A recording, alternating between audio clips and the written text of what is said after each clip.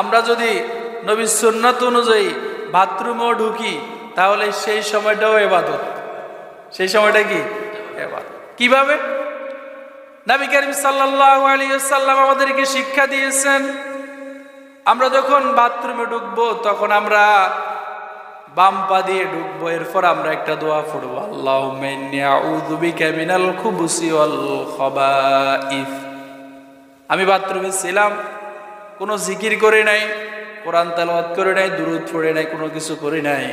আমার যে প্রয়োজন ছিল সেটা সারার পর আমি যখন বের হব তখন আবার আমি ডান পা দিয়ে নবীজির সুন্নাত অনুযায়ী যখন বের হলাম তখন আমি দোয়া পড়লাম, গুফরানাকাল হামদুলিল্লাহিল্লাযী আযহাবা আন্নিল আযা ওয়া আফানি। আল্লাহ তাআলা বলেন, যেহেতু তুমি আমার রাসূলের সুন্নতকে অনুসরণ করে বাথরুমে ঢুকেছো আবার বের হয়েছো, এজন্য আমি আল্লাহ তাআলা সেই সময়টুকু তোমার ইবাদতের মধ্যে গণ্য করে দিলাম।